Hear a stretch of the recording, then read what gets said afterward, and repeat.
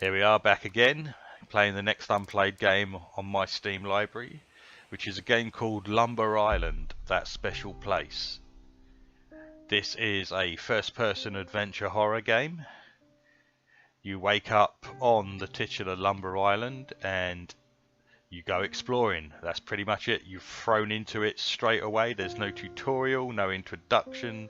You don't know who you are, what character. You don't even know if you're male or female, what character you are.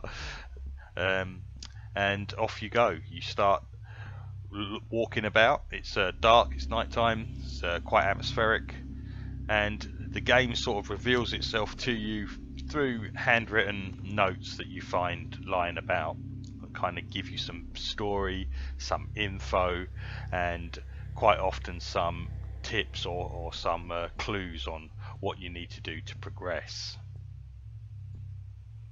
On the first part of the island, there's this dude with a sack on his head carrying an axe that you have to avoid. Good advice there in general. If you see a guy with a sack on his head carrying an axe, I think it's wise to avoid him. That's what you have to do in the first part of the island, and there are no saves, so it's checkpointed through when you reach certain sections, when you reach certain, say, sort of milestones, then that's where you'll start again if you die, but there's no save, so if you die you will begin the game at the previous kind of milestone, previous section that you last progressed through. The game makes great use of music and soundtrack that kind of becomes quite important. It can give you clues as to where this lumberjack is or other things going on in the game.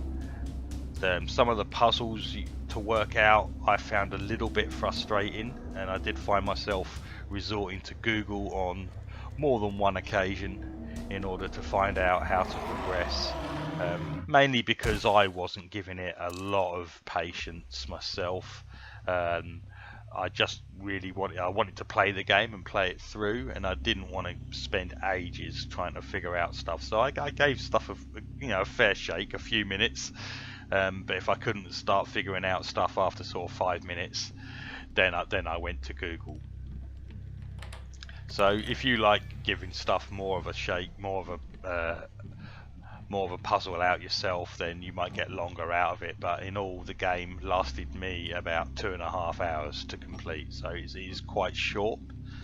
But I say that was because I was going through it probably at a quicker pace and looking up stuff on Google when I couldn't figure out the puzzles. So its asking price, full price, is $3.99. Given that it is so short, I don't think $3.99 is sort of the fairest price it could be. A sale price of sort of 40 or 50% off is probably more the price point you want to be looking to pick it up at. But it is quite a good adventure horror game. It does have most of the things an adventure horror game would have, and it doesn't really tell you what to do. It's like there's no hand holding at all.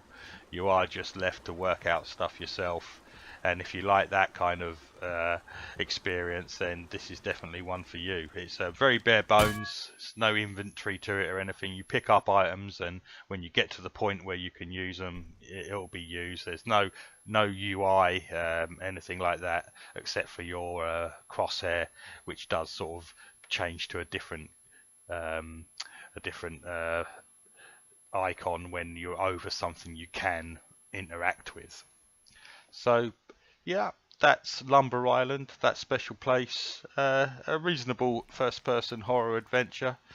It's developed by one guy, one-man show, so that's good credit to him for that. It's a decent achievement. Get a game out, just developing it on your own. So yeah, if you fancy a quick horror adventure game, then check out Lumber Island, That Special Place.